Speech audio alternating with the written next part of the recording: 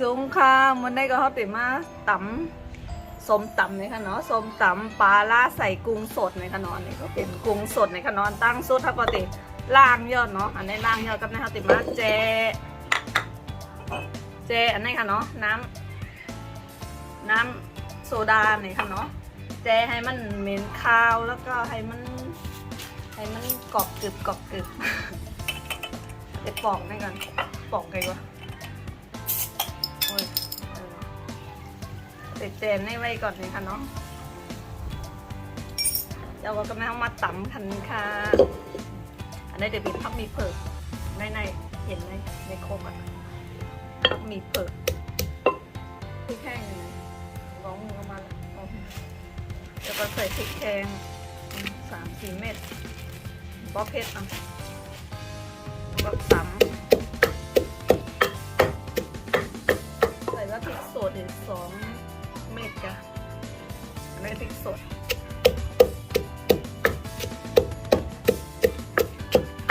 แล้วก็ตำปลาล่าในกันเนาะใส่กุ้งสดมาปิ้งแล้ว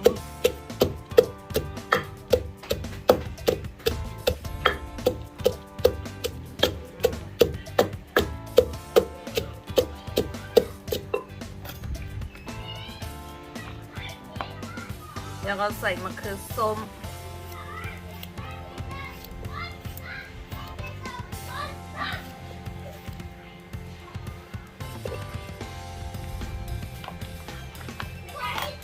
ใส่มะเขือ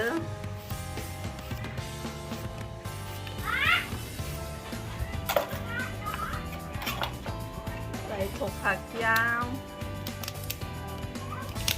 โอ้ย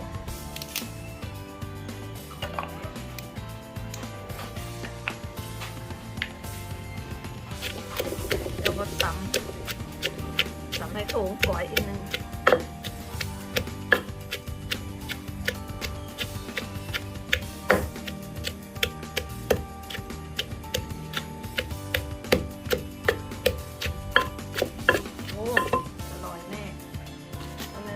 รสกันค่ะเนาะใส่น้ำตาลปี๊บค่ะ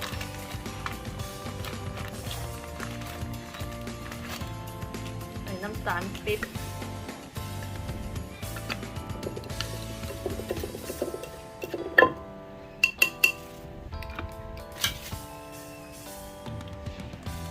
แล้วก็ของหวานค่ะใส่น้ำปลาค่ะ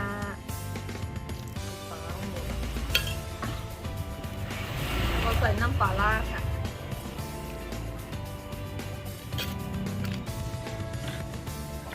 หมูยอไม่ได้ที่อยากได้ หมูยอแล้วก็ใส่มะพร้าวค่ะเนาะ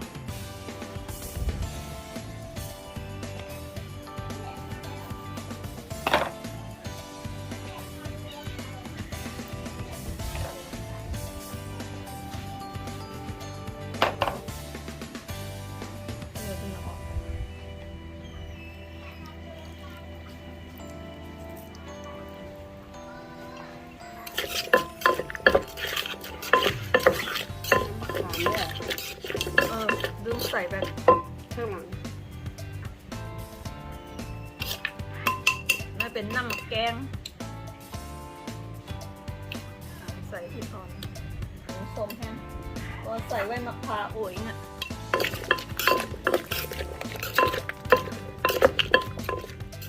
ก็ไม่ใส่หมูยอเลยค่ะเนาะหมูยอนี่ก็เขา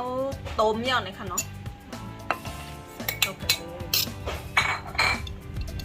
แล้วก็ใส่กุ้งอันเขาแจไว้ค่ะนะหนูล่างก็แล้วนี่ค่ะ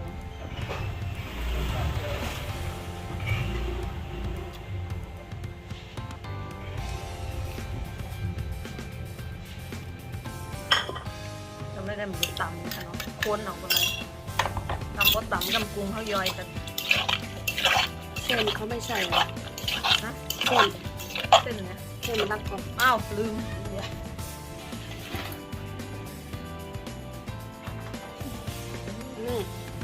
ก็ไม่ได้ใส่เซนค่ะก็เนี่ยเซนในก็ติดเป็นเซนแครอทต้องหรือตั้งโพค่ะ มาตั้งโป้ยในก็แล้วนะคะเนาะ มันใส่แค่นิดเดียว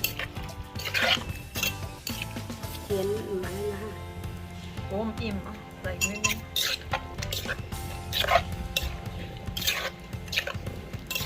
ด้วยก่อนหวานใส่ปลาร้าแทนกินเข้มข้นแต่เต็งจะแมนนะวะแต่ว่าให้เข้มข้นแทนกินตอนนี้จะสอดใส่หวาน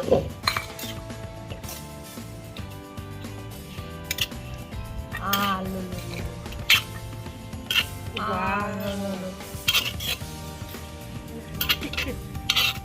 ว้าวต้องพยายามกินกันพวกนี้อันนี้เดี๋ยวมันจะตำปลาร้าใส่กุ้งสดแล้วตำหมูแล้วว้าว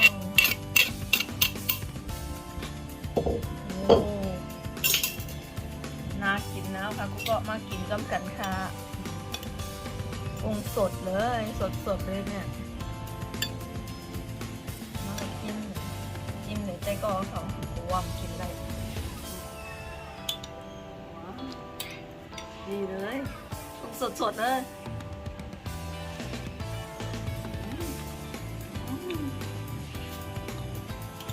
อร่อยมาก